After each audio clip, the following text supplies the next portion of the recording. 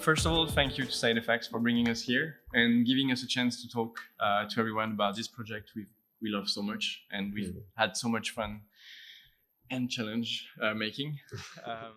So I'm Christophe Rodo. I'm the head of studio at Megalis, and I was a VFX supervisor on ONI. I started my career,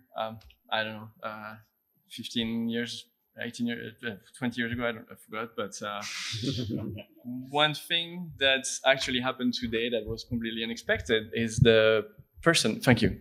The person that actually brought me in here is right here.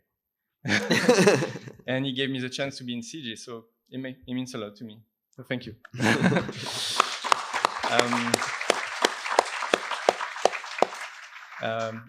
I've worked on quite a bit of feature animations. My very first project was actually a TV series, which somehow has a lot of similarity to the current project, the ONI.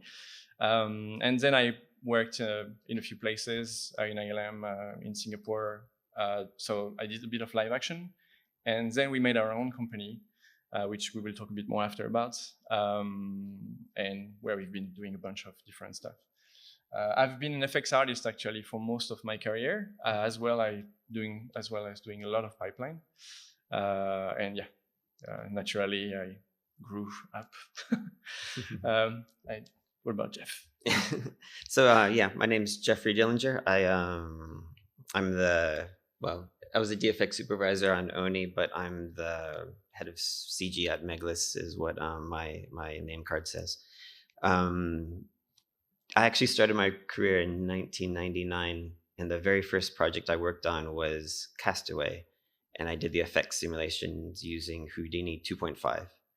So I think that they're on 19.520 if you haven't been keeping up. So I think maybe only Kim has used Houdini longer than me in this room today, unless Michael is out there somewhere. But so I've long had a history of working with Houdini in my career. Animation-wise, actually, I was at Sony for a while, and I was there when we started the Sony Pictures Animation sort of branch, so to speak, and was able to work on Open Season, the first animated film that they did. And that was kind of when my love of working with animation started. So, I mean, being able to put Houdini and animation together for me was really exciting. And that's what we got to do on ONI, and that's what we're here to talk about today. Yep. So just to give you a very short brief about Megalis. So we made a company in 2017. The very first thing we were doing is FX. So naturally, it was made by FX artists. We started a company with Houdini. And as we were growing, we expanded after doing FX. Of course, our pipeline all around Houdini, we had a bit of compositing team. And that's where we got contacted by Tongo House to work on the pilot, on the stop motion hybrid pilot. So this is how everything started.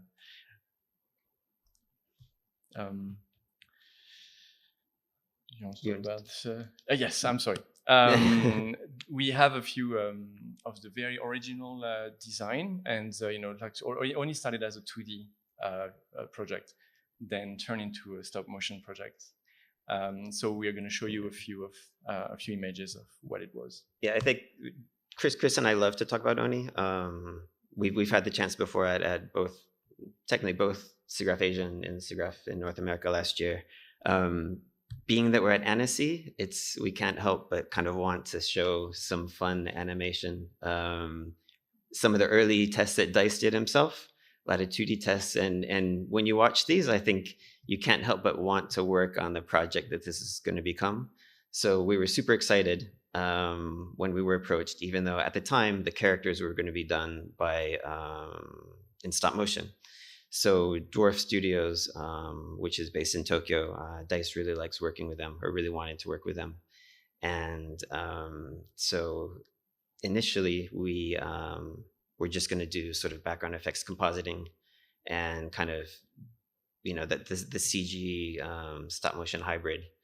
And we'll show you some of the early stop motion tests as well right after this that to me were kind of when I didn't have any. I'd done some 2D animation myself before, and obviously CG animation. I didn't really have experience with stop motion other than maybe when I was a little kid playing around. But it was really fun to see how like a big studio, or well, a small studio, but making a big sound, I think, in Dwarf does their work. But first of all, I'll let Chris talk about. Yep. So what you can see here is the very first previews we got when we had to do the stop motion version of the project.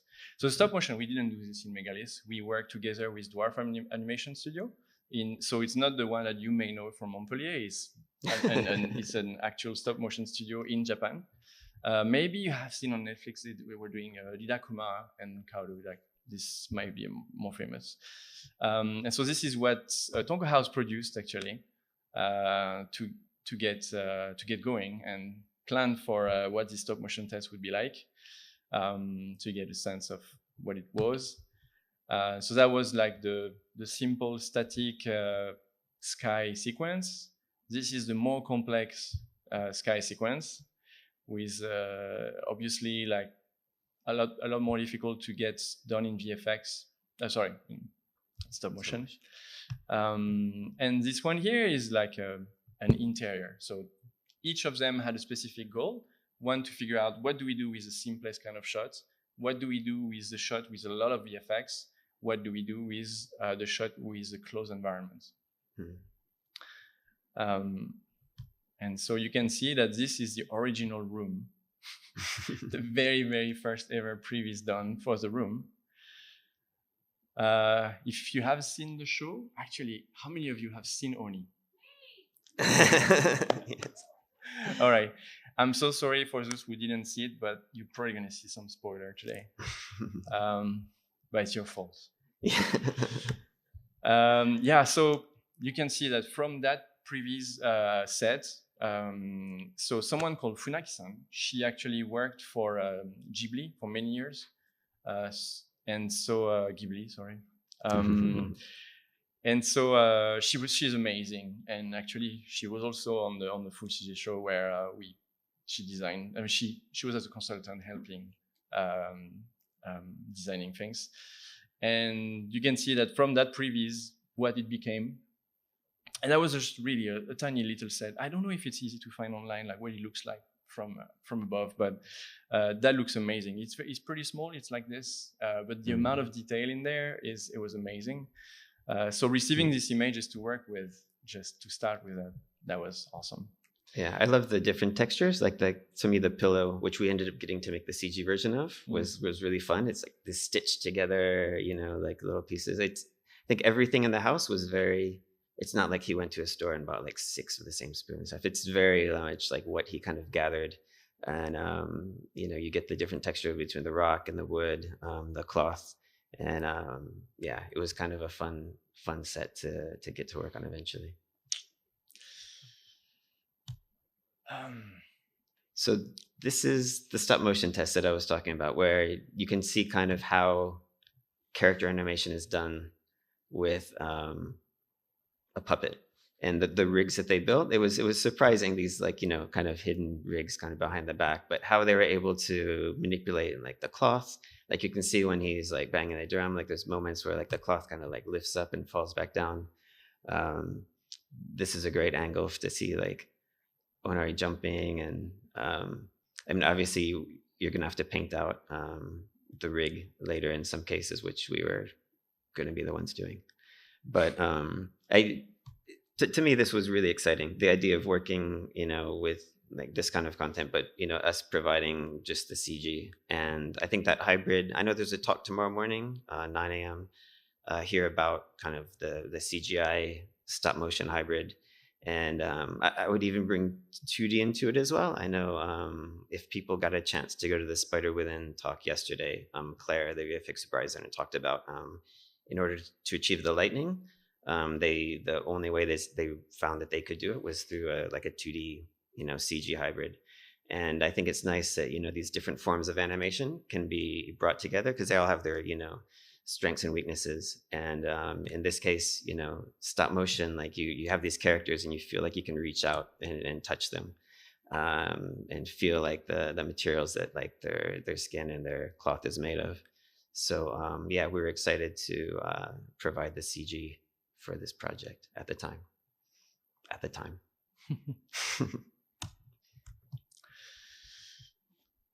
So now, you want to introduce us? Yeah. So we're going to show you what it became when it was stop motion. That's just the short move sequences we made. And we're going to explain a little bit about the complexity of it. And I'm sorry. Oh. There you go. Oh. Yeah, this is a cool one. That's to prove we really did some VFX stuff on that. All right, so that sequence. So this is the one where we have a bunch of dynamic cameras. Oh. It's gonna play, yes. And so that's the one where once we go in the sky, it's full CG. Obviously, the characters are the puppets, but that was kind of the challenging one, thinking that when you do just a few shots, it's great. You can spend time making it great.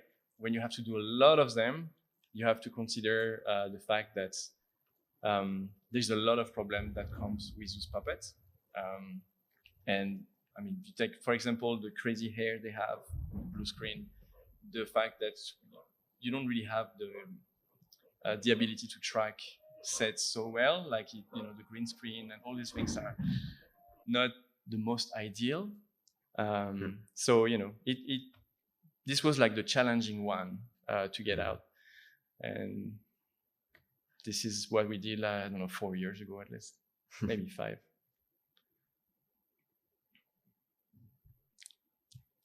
Maybe we can put a bit more sound. Oh yeah, all 3 of these movies that we're going to share have sound to them, so. Or not.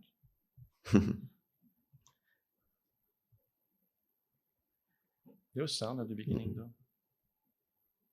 These were done, as Chris said, some years ago, and a lot of members of our team who worked on the CG version of ONI weren't even aware that we'd done these. I showed these movies to them the day before I left to come here to Annecy, and some of them were blown away. They were like, "Oh my God, I didn't know."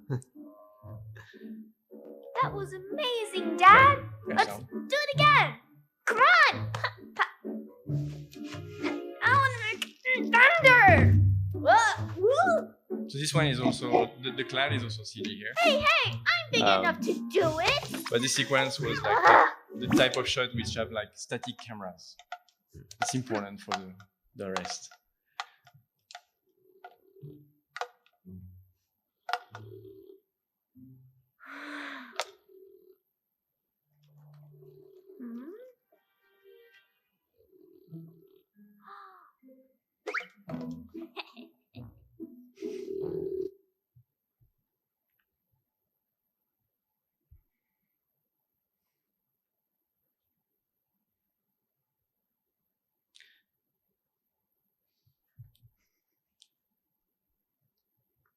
Something funny about the sound. Okay. And the third one, which is in the environment. Yeah.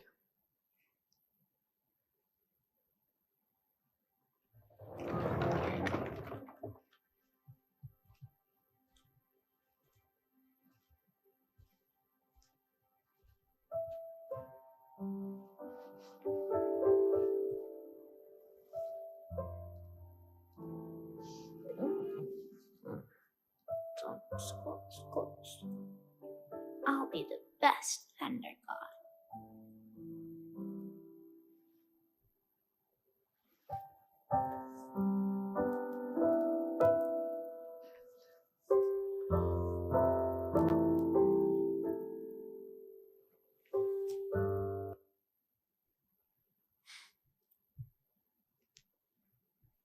For those that have seen it and know how it ends, you'll understand how they were portraying that in the stop motion, about whether she's, well, I don't want to ruin it Cool. All right. So this is all about the stop motion and what it was originally. So what happened, and I'm going to go back to that image just to keep something. Making a full stop motion show is not that simple. There's a lot of preparation needed, and schedule-wise, it could not work out. So, simple example, to be able to build all the set in the most efficient way, we wanted all of the layout to be done before. The problem is for all the scripts to be written, the layout to be done, getting all of this, and then starting the rest of the show, we were already done with the full CG by then. And so we had to make a decision, which, became to make it full CG. So this became a long conversation of like, can we make this show full CG? Can we give to the show the appeal that we want? Obviously, Tonko House had this very, love for stop motion, and it's been quite a challenge to think we will even be happy with that, And so we had to find every potential solution to make it possible, from giving the touch that you would expect to see from puppets, but also making it possible even financially, right? Because if you see this and you're like, okay, we have to do that, and we have to do 2,000, 3,000 shots of this, can we do it? Really, like at this stage, we are so small. I think it's important to show the next slide.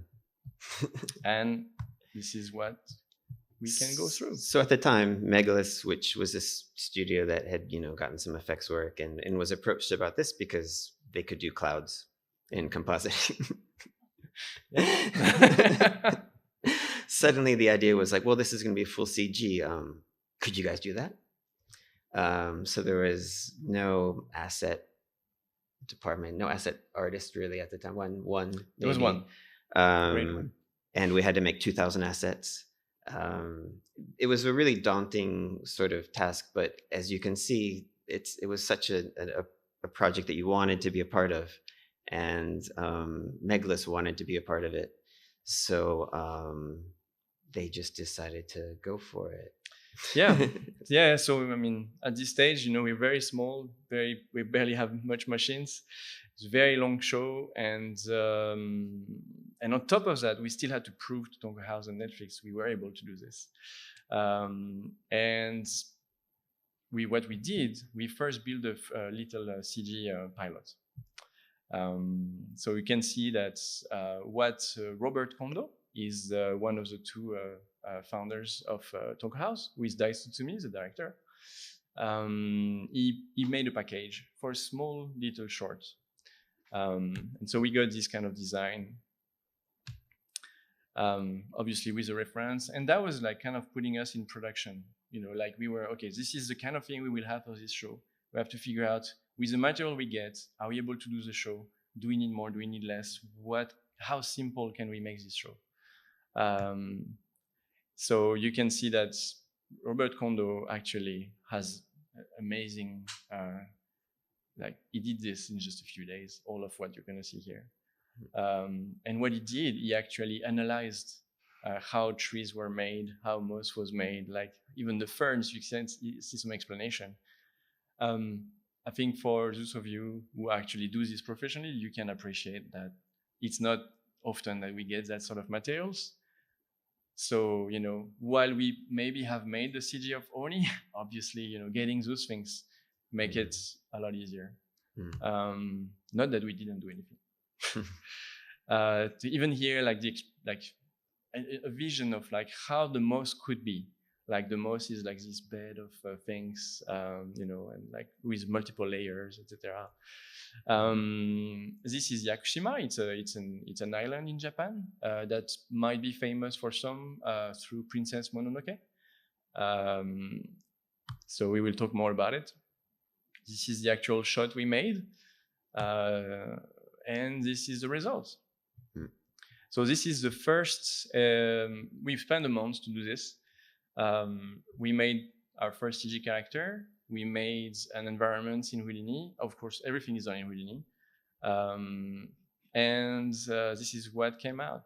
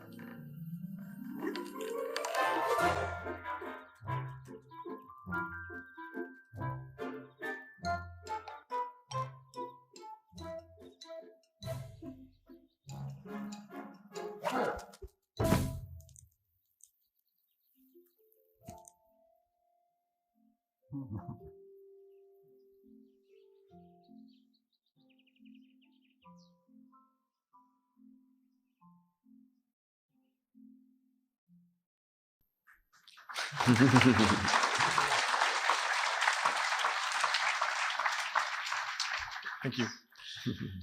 And this is just an alternative version. I can let Jeff talk about it a bit. I'm going to keep this one with the slate here. Yeah. It tells a lot about this show, actually. Yeah, so I mean, I'll say a little bit about Dice Tsumi for those of you that don't know him. He came from Pixar, and at Pixar, he was a lighting art director at first, but then he's so interested in the way, in shading, the way light reacts to material, and they actually created a position at Pixar for him called shading art director, basically. And he's very particular about, if you see his artwork here on the left, trying to match it becomes like a goal and also a bit of a privilege, because it's such beautiful imagery. And for something like this, you can see this is lighting scenario 1 and 3 that we're showing you. There's obviously number 2 in the middle and 4 after that. So he really thinks about, okay, in this setting, like how would the light pass through the trees? And he thinks about the time of day, the color of the light at that time of day. So it was really, for me, actually, I'd done a lot of lighting in my career as well. And it was kind of, it was really, the images kind of spoke to me. And I thought it was really nice to kind of bring them to light and CG. No pun intended on the light. So yeah, one thing we had to do was actually convince Dice that we would be able to handle this amount of shots with different kind of lighting. So that little test, you can see if I move quickly from one to the other.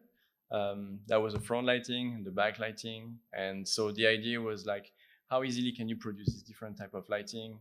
And we had to convince that we can answer the notes right, we can do this in the right amount of time. Because what we didn't know yet at this time is that there would be an insane amount of different type of lighting to come. Even though from the very beginning, and I remember that because that was exactly when COVID hit, Dice was in Japan, he came to the office and I told him, we will have to do something to make it possible. We're gonna have to make a daylight setting, a moonlight setting, a sunlight setting. And we will always use that because we will just not be able to afford more. I actually came up with a few ideas and we made it possible. And, we're going to talk a little bit about it, but like we just ended up doing everything very, very natural and give the ability to compositors to give any kind of ambience they could. Obviously, in each sequence, you would control the light direction and the shadows. But you'll see that it actually made ONI possible. And if you've seen the final show, you'll see that there is many kind of lighting that are in there. But actually, we made it extremely simple. So at this stage, we show this full CG. And I'm going to let you talk more. So they bought it. Basically is what it comes down to. So then now it was up to Megalis to actually deliver the full. I called it a feature. It's 4 30-minute episodes, but in my mind it was like just doing a CG feature. And so we had to add the asset layout and animation teams. Like it says here, studios to partner with for rigging animation. If you've seen it and seen the credits, Anima and Marza, two studios in Tokyo. We were able to use their animation teams essentially and manage the animation from Megalis. Then obviously we needed to buy some more machines and as it says, build a pipeline. But I think one of the most important things that we did next was send basically the whole studio at that point, because it wasn't very big, down to Yakushima, this place that was, what Dice and Robert kind of decided wanted to be the inspiration for the look and feel of the environment. And we had to basically go and kind of see what it looked and felt like. So I think we've got a video next. Not yet. Or not yet. Okay. Teaser. Wait for it. All right. Later. So just to give you a small thing about my own background, actually I did a lot of pipeline in the past. And so I always juggle between FX and pipeline. Been using Houdini for, I'm not sure, to be honest, 12 years maybe. And over the years, nothing made me feel like more free than going through Houdini. I'm not saying this because of, like I have all of side effects in front of me. No, but that's the truth. I always feel like whatever I want to do, I do it, which is not the case often. And honestly, when we had this massively challenging show to do, we have an insane amount of work. We know the time is tight. We have very small team. There's so many challenges. USD is actually something that I remember in my previous company. Like I was looking at it, and at the time I thought that's great. Like this is going to give us a lot of opportunities, because the one thing that's always difficult is sharing assets between software, between companies, And I actually made my own kind of format in the past to go between Max and Houdini, and I could relate to the idea of like how convenient that would be to have. Now, this was an early stage when we saw this in SIGGRAPH 2016. But over time, we started to see appearing Solaris within Houdini. I mean, obviously, Solaris is in Houdini, but USD. And so while I think it was still a slight early time when we decided to go in production with it, it still felt to us that there's nothing that would actually give us a chance to do this project. We were just feeling, okay, we want to use what we know, and we've been using Houdini for years already. I feel extremely comfortable about making pipeline in Houdini, not necessarily in any other DCC. Now, we felt like, okay, let's check Solaris. Let's see if this is where we are going to do things. At this stage, a few renderers, that's the problem, right? It's not within Houdini. There's renderers as well. We're not completely ready for Solaris. So we had discussion between side effects, between third party, and we're like, guys, we have this amazing show, and we want to do this, and this is how we want to do it. Like, we feel like it's going to work out. We got amazing support from both side effects and the other party, and which is pretty easy to find, by the way. And so, yeah, we went with it, and to be honest, it was a lot simpler than we ever expected. That's the crazy part of it. Even though it was in an early stage where I can see, yeah, sure, there was some bugs, some things, but we used 18.5 for this show entirely. And that was quite early stage of Solaris, and it worked just fine to us. Like, yeah, sure, yeah, you get some things once in a while, like anywhere. But that says something to me. Like we did, I don't know, in one scene we would have 90 shots, and it would just work. And this is how we made the show. Honestly, without this, there's just no way we do the show. That's impossible. So we took a bet. We went with it. Yeah, I mean, it worked okay I hope if you saw the show, I think it worked pretty okay. I'll just say something that third point there. At the time in that Solaris was kind of first introduced at SIGGRAPH, I was at another studio, a larger studio, and it caught our attention, and it went into sort of evaluation and like, oh, maybe this is something we should keep our eye on. when you're as small as we were, it's nice to be able to make those decisions. You can kind of like pivot really quickly and say, oh my God, Solaris, this looks amazing. Let's use it, and work with side effects in order to make it work in our pipeline. And I think that was pretty exciting. We felt like one of the first studios really using it on a big production. I'm sure somebody will correct me and say there are others, but I think though that at this stage, like doing the full production, I'm pretty sure we were in the early stage. And I mean, it worked really great. So talking about challenges. Right. So I'll talk about the characters a little bit. Like I said, earlier on, like the one of the things about stop motion animation is these characters you feel like you can look in and touch them. If you think about like Fantastic Mr. Fox or something, they just you feel like you can like reach in and touch their fur and stuff. And in ONI they wanted it to be felt, and felt is actually made up of a lot of tiny little fibers, right? If you've ever like made felt, it's just all these little fibers, and you get this kind of thick surface, which in 3D or in CG you're working with a flat surface. And if you want to put a bunch of tiny little hairs on it, it's going to be really heavy. So we had to figure out a way to get this look that we were going for, both through texture and through the fur on top of the characters. And I think our team really did a good job. It's one of the most, I remember when we released the first images, which was actually the image that you saw when you came into the room. A lot of my friends who saw it reached out and they were like, oh my God, they look so tactile. Like we really feel like we can reach and touch them. And they didn't even know that, we were kind of trying to match these puppets. It was just kind of a nice compliment.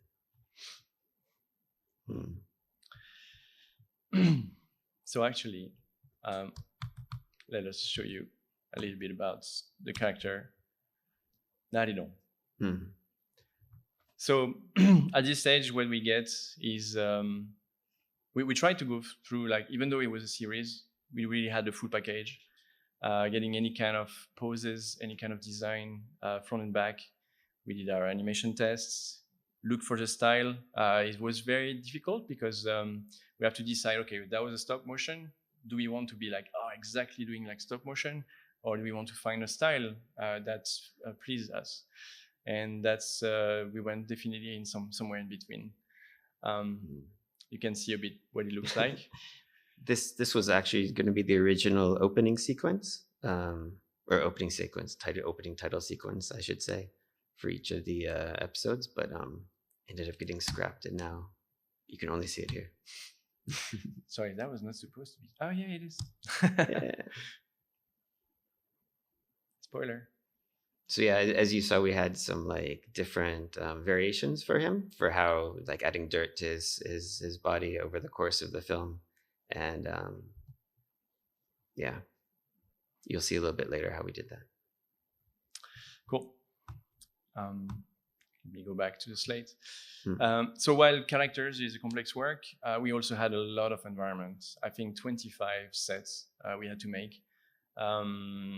So the environments, like talking about forest, we had to make something really rich and quite realistic. And this can become extremely heavy, extremely difficult to manipulate, especially on a series where you might just put the camera wherever the vegetation is, where you have to change for that shot where things, you want to remove the plants here, you want to do these things here. And I feel like on most workflow I've been on in the past, this would actually require per shot set dressing, per shot work, which on that sort of project, you just cannot afford. You don't have time for that. So you need like a solution that will work in your shot workflow, some solution that actually allows you to do this really fast.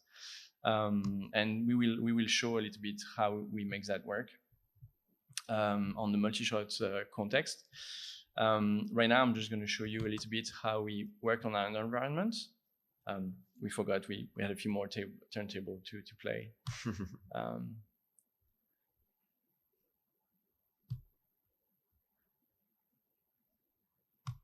bit slow. All right. So that's Yakushima. That's the island we talked about.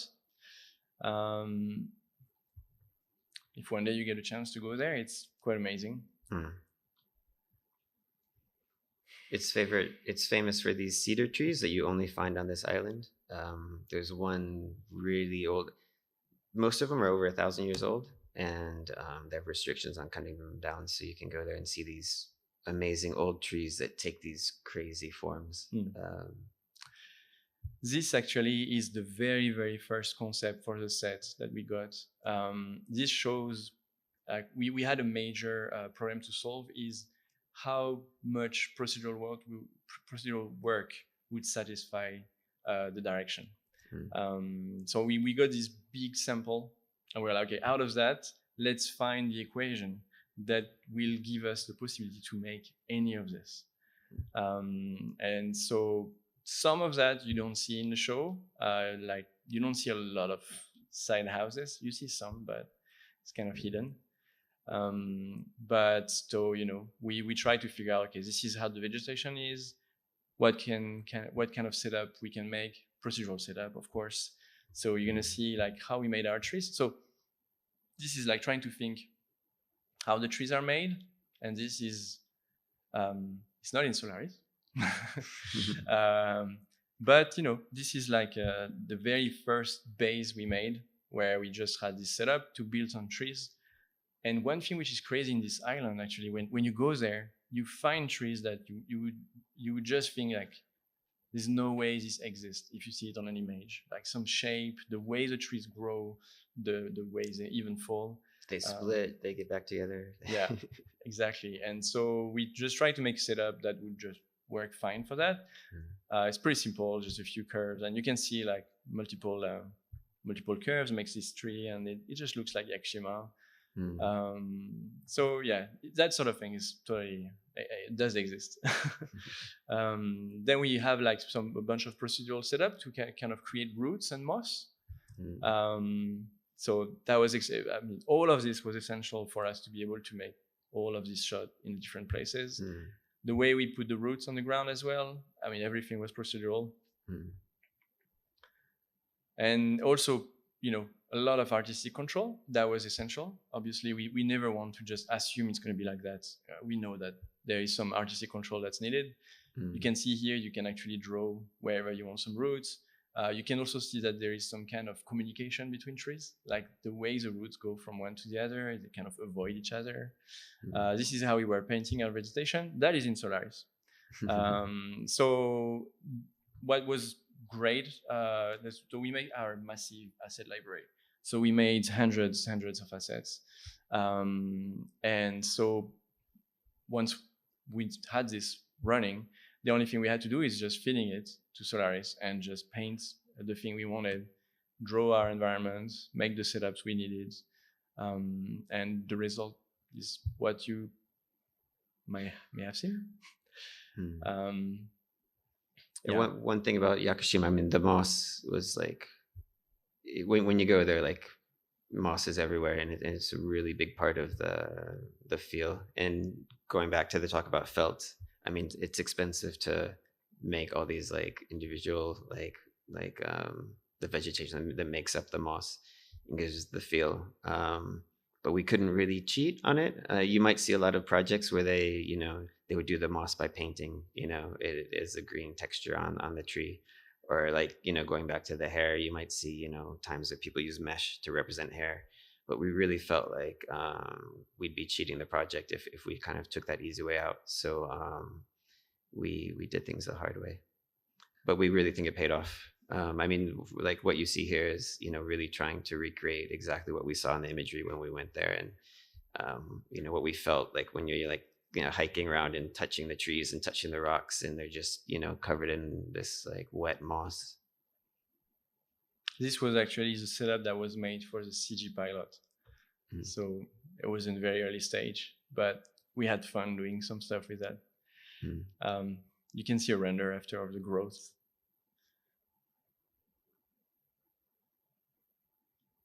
Sorry, that's not in Solaris.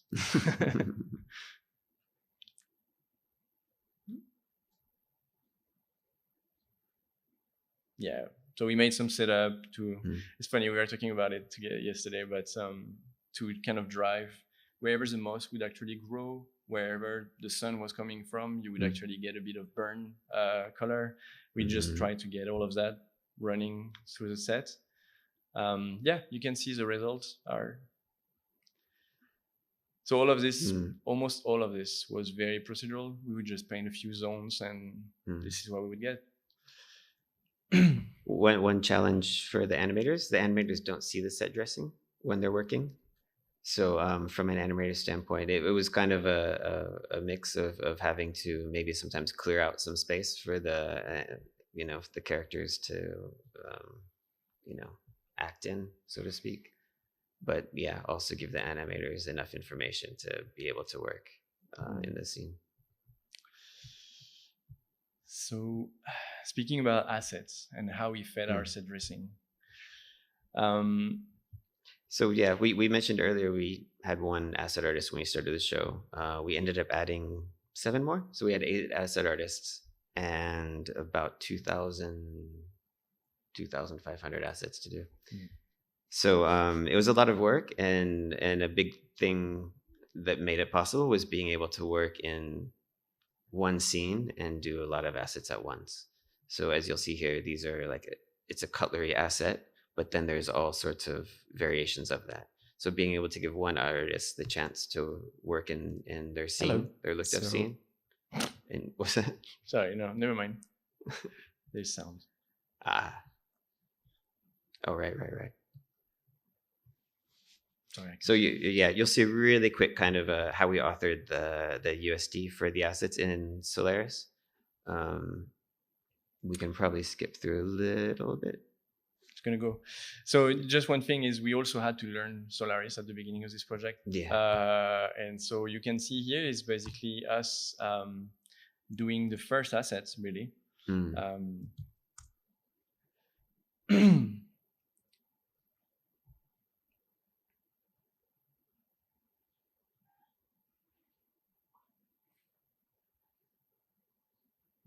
And most of our asset artists hadn't used Houdini before. So not only was it learning Solaris, it was learning Houdini.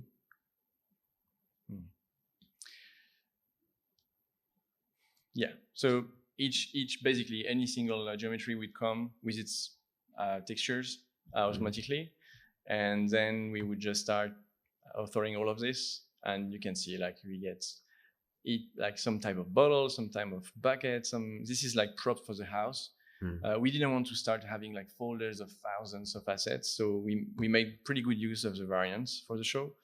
So you can see each of them has its own little treatment in the look dev, and then we get this variant, and we just get this published, and then this end up in one single USD, and later on from that USD we can just populate the scenes. We can just very easily, nobody needs to get any kind of knowledge of how to manipulate assets, how to do look dev or anything. They just bring in the asset, they plug the turntable and set up, and it's working. So for the people doing the set dressing, for example, you get here, we just bring every single asset we need. We bring the set, which we call the structure.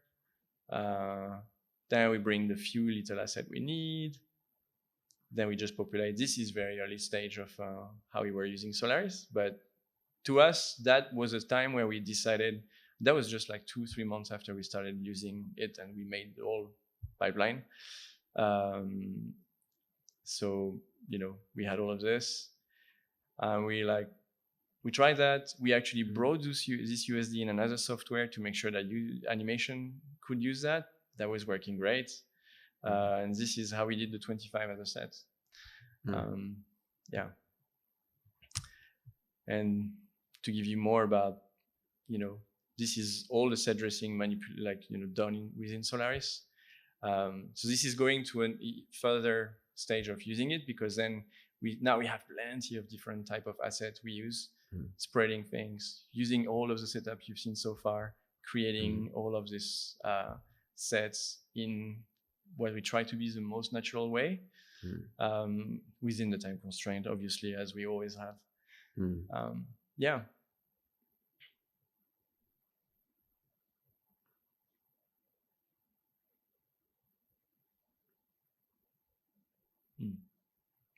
We had a few different type of mushroom management. Yeah.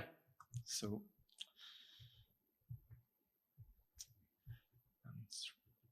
All right. All right. So, speaking about how we were doing our lighting workflow. Yeah. So, yeah, quickly. So, I guess so. Like Chris mentioned earlier, he comes from an effects background. I, in my career, ended up doing more of a lighting look dev role. So to me, I'd worked in lots of shows where using other software, we're always trying to figure out like, okay, what's the best way you can make a scene where a lighter can work on a whole sequence in one scene, and figuring out templates and how to organize everything. And what we came up with for ONI ended up working out really, really well. As Chris mentioned earlier, we could do 90 shot sequences all in one scene. And because the color scripts were really consistent, DICE decided like, okay, in this scene, the lighting, it's 4 p.m. The lighting is coming from just this direction, as this color. We were really able to set up the scene, render out like every shot, even just like, overnight, just trying to get one frame from each shot and putting it through a template where we could quickly see like how it's looking. And in so many cases, we ended up with basically, most shots working out pretty well, and maybe only having to make a few like overrides, which is actually the image that you see here, where inside a network, we'd have a split off into each shot, and then we could do like little modifications per shot. In this case, you see 4 light modifications being done. I'd say on average, you'd see much, much less. I mean, it was really, really minimal what we had to do after kind of getting the initial setup going. And that was how we were able to kind of feed our comp team and get them the image that they needed to get the final quality that we were looking for in the show. Yeah. So this is actually how our pipeline was working. So we had this asset import. We would bring every single asset from that sequence. That would bring us potentially 10, 20, 50, 90 shots within the same scene. And so we have a switch system. You can see that. So what we have here, we actually made a shot, well, at the time, shotgun, I was so great. Data, so like we have a few things that are actually fed by ShotGrid. If it's a static camera, if it's dynamic camera, if it's if the amount of characters there is, like there's a few things we were doing through that. As I mentioned, the good stuff about working in this environment is that you can do any tool you want to make your pipeline efficient.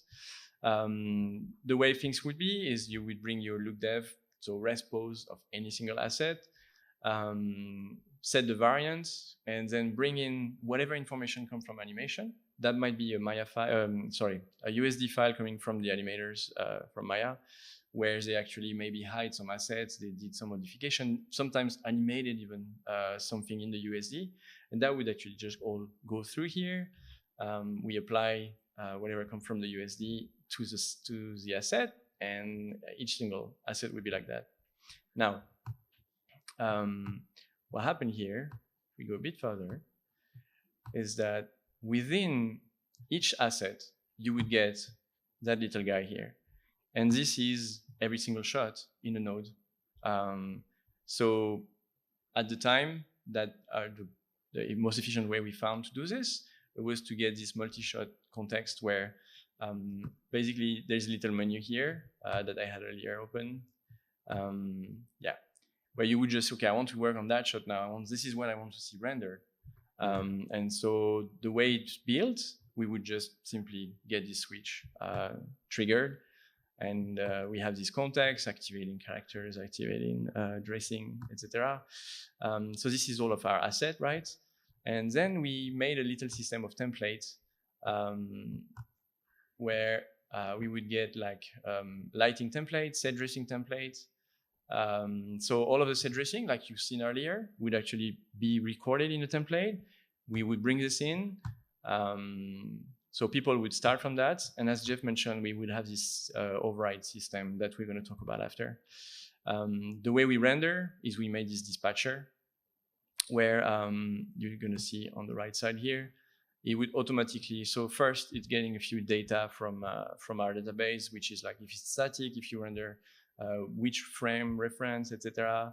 Then you would have the ability to render just first last frame to test every single shot. You can see here it's populating every shot for the sequence, sorry. And then with one click here at this stage, this is literally 5 minutes, 10, let's say, if it's a bit slow to load. But with that, you actually get a single frame of every single one of your shots with really within 30 minutes. Like it just goes on the farm, you get your half res or quarter res renders. And from that, you're like, okay, this is the status of my sequence. This is how fast I can get something, and we start debugging. Not debugging anything about the software, generally from animation. I'll mention, like, Chris. Don't defend them. Chris shows the manual way of making this, which obviously it is quite simple as well. But as you can imagine, the way that this was built, at some point, everybody wants to have a command line script that they can run and create it automatically, which we did, which would basically, you'd say, kind of build this sequence. And it would go and it would look at all the available assets for each shot, load them in, then it would say, okay, what's the set dressing published for the set that is in the sequence, and it would access shot grid for that. Then it would say, what's the lighting setup for this sequence, and the lighting rigs would be published like to the sequence. So then it would grab the lighting rig. Then we had our sort of render template, and it would put the nodes in at the end, and you could render the character in the set. So it was quite straightforward to be able to, like I said, really get an image of every shot done like quite quickly overnight and modify from there. One thing we did is, while Karma was in beta this time, we still make pretty good use of it, because this is how we were doing our key light. So we would use Karma always to just set up our key light, decide on the light direction of every single one of it. This is almost real time. I may have accelerated the video, but this was like really fast. Of course, we don't have the shaders and stuff, but that was like making it so simple. We just go through, we just get our light direction, we set up our sequence. And then if we know that in one shot, we need a specific change, that this shadow on this character here is not nice, then we have this little multi-container that we just spread all lights. And if needed, we can have just one override per anything, really. You can apply it to the light, but we just made it so that it would be very simple and not something you lose or that people don't know exactly what's going on in the scene. We just made sure that this was really simple to get plenty of shot done within one scene and really give people more time to make things pretty rather than just opening files. So yeah, that was our goal. Same with set dressing, actually. Like we talked about multi-override earlier, the set dressing had the same thing. And while sometimes, you may like what's there, you may also have time where you just don't want some of that. And for this, we also made this, we use this override where we would potentially transform some assets or just delete them in a very easy way. So that's how we optimize our flow, really, how we made this show possible. If you look at the credits at the end, we only had 2 lighters on the show. Which, if you look at the credits on any other CG feature out there, it takes a couple pages to fit them all in nowadays, usually. So, that just tells you how, not to minimize the work that they did, but just to show how strong the pipeline was and how Houdini or Solaris really made it possible. Yeah. So I don't want to run out completely of time for QA, so I'm just going to play this. obviously, we don't have to talk about this too much. We do effects. Everybody knows Houdini is great at it. So naturally, we used that as well. And this is where our multi-shot workflow was also great, because we had some sequences with a lot of fire in many shots. We would just place the fires and the fire, and same multi-shot dispatch. We would just run the play blast for every single shot, just check what's wrong, and with the override per shot, we would decide, okay, this fire in this shot is going to be slightly more here. This fire in that shot, we just remove it, and that's how we just made it possible, really. Yep. And this is a comp breakdown showing how we went from our raw renders to the results. Yeah. Our comp supervisor is here at Annecy this week. I'm not sure if he made it into this session. I have to say, we noticed the session filled up in the last couple of days, and we thank you all for being here. It's you never know how. I mean, I see the lines for like Disney or if like Guillermo del Toro is there, but we didn't know how many people would want to see us talk today. So we're really happy that all of you are here. So. Yeah. Oh. No, that's fine. Let me go back to the slides.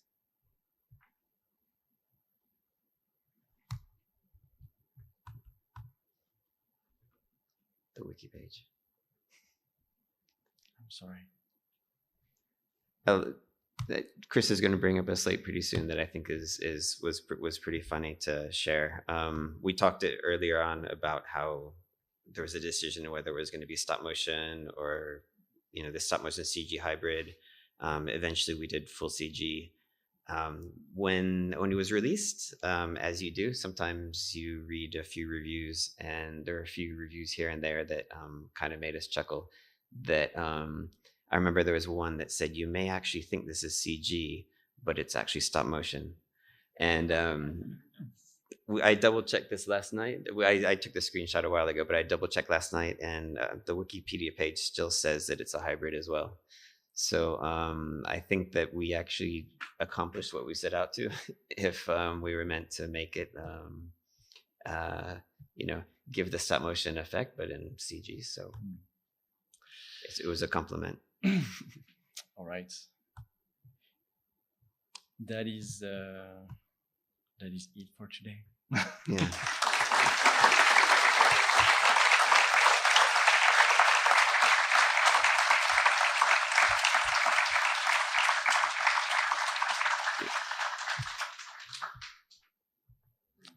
So Dice Sumi is the director of ONI. Is here with us.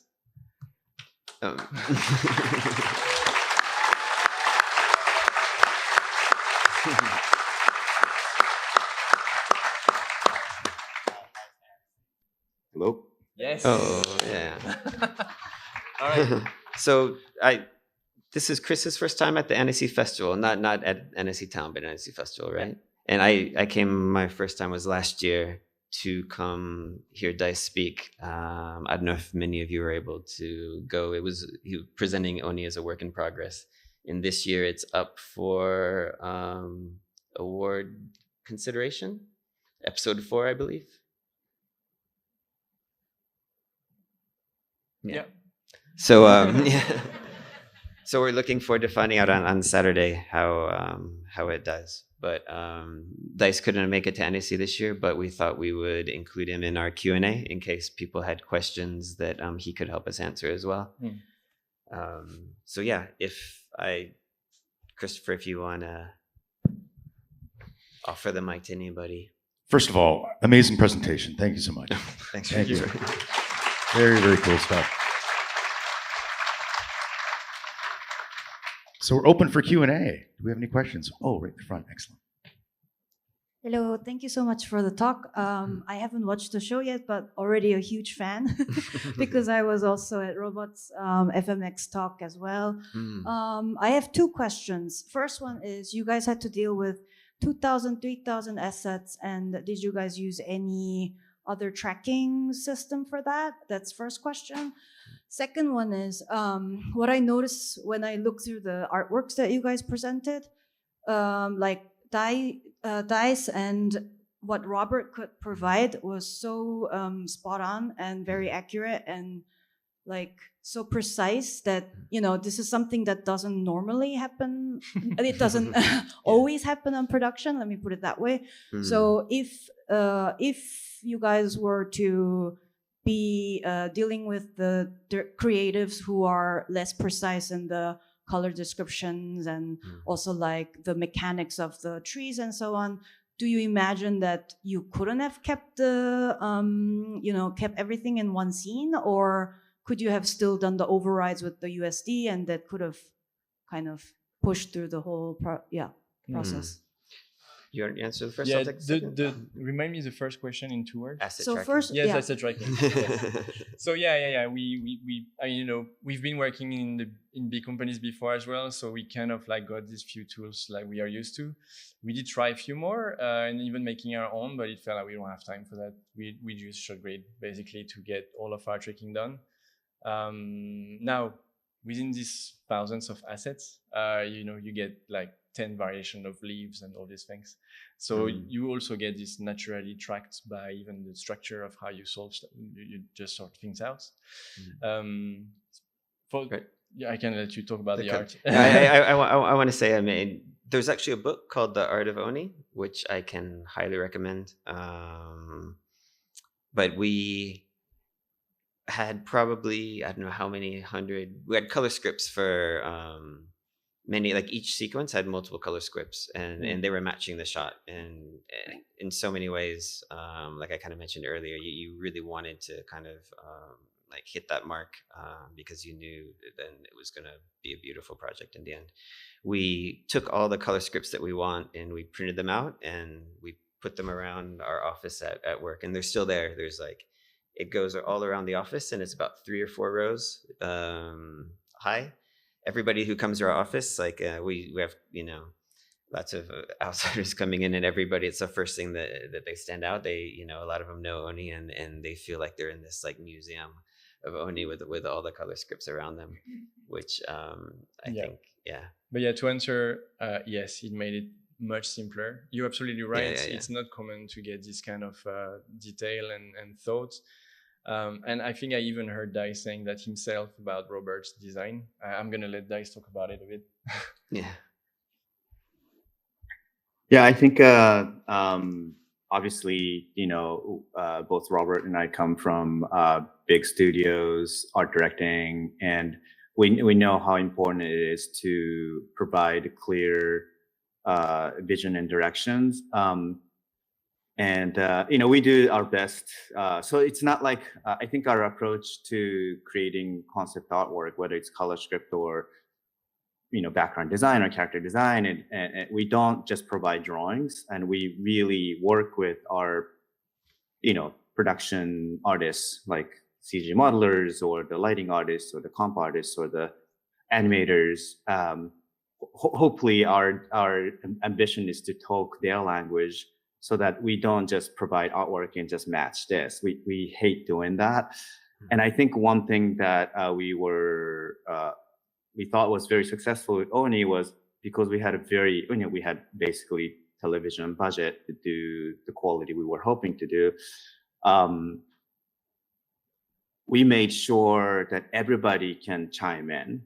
So the concept art that we do is not just being precise, but also being clear about our intent, so that everybody, not just the concept artists or art directors or director, everybody, whether you're animator or modelers or the lighting artists, they can contribute. They can make their own decision and they can do their thing without going off track of the central vision.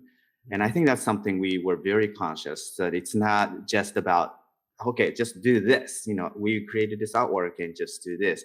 We feel like Megalis artists and other production partners, everybody understood the intent, so they could change, without going different direction.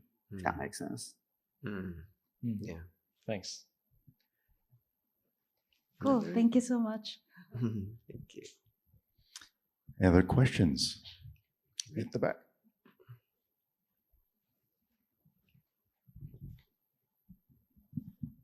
Thank you. I was wondering, since stop motion has this so specific visual language, is there anything that you had to cut artistically from the project since you moved into CGI, or was it just easier to do everything?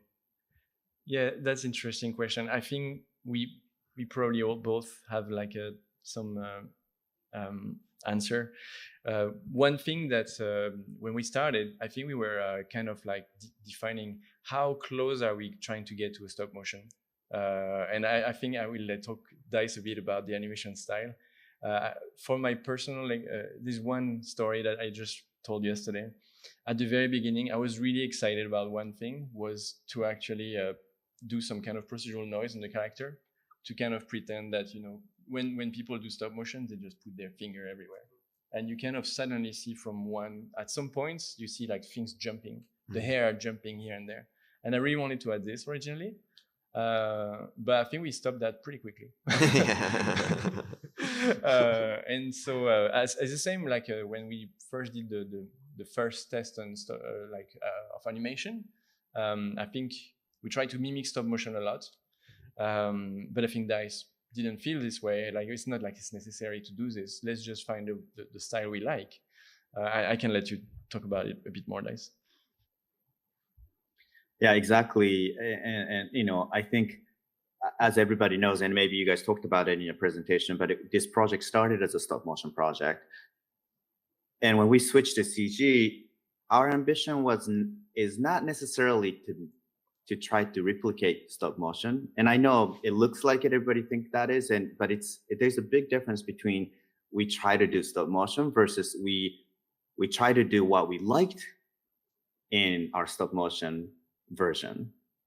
And there are the things that I love. I mean, I'm sure, you know, people in the audience, there are things you love about stop motion, right? Like the hand quality, like handmade quality and tactile surface quality, and you feel like you can touch it. You feel like it's like a magic, you know, souls or just, you know, kind of breathing characters that are like just a little puppet, you know, like that you can touch. And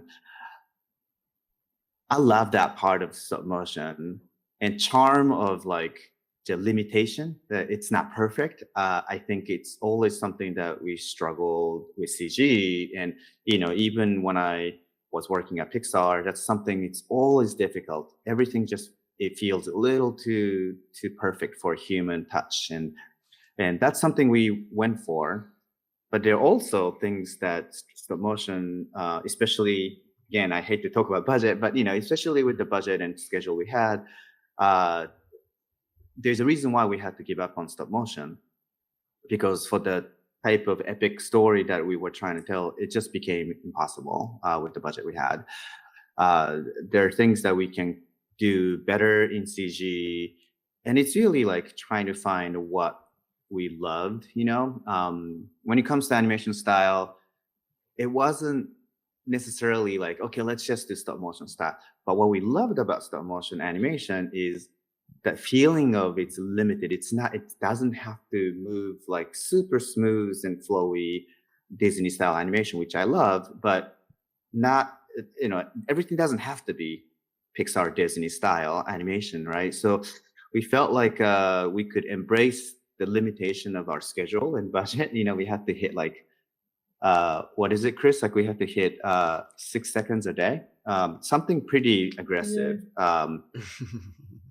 And you know, I think we really had to make sure that we had to give up on something. And one of the things that we gave up on was, okay, let's just not worry about the smoothness of animation in between of the animation, but we focus on strong poses and let audience fill in between. Like a lot of 80s Japanese anime, yeah, like when Miyazaki was doing TV shows, they were, you know, like on 3, not even on 2s, you know. and they creatively managed to make the movement and acting come through really beautifully. And so that was what we went for. So it wasn't necessarily stop motion, but we loved the limitation of stop motion that really made us feel like, we could embrace. And then we focus on things like, lighting. And like for series shows, it's really difficult to do a lighting art direction. But we definitely spend a little more energy there. As I'm sure Chris and Jeff talked about, the quality of the surface and details that we went all in. We couldn't move the camera as much because we just couldn't render as many frames, but each frame looks pretty darn good. That's something like the choices that we made, sacrifices we made, just so that we could at least win on things that we really cared about. Thank you. Well, everyone, I think that's about time to wrap it up. Thank you so much. Thank you. Thank you, everyone. Thank you, guys.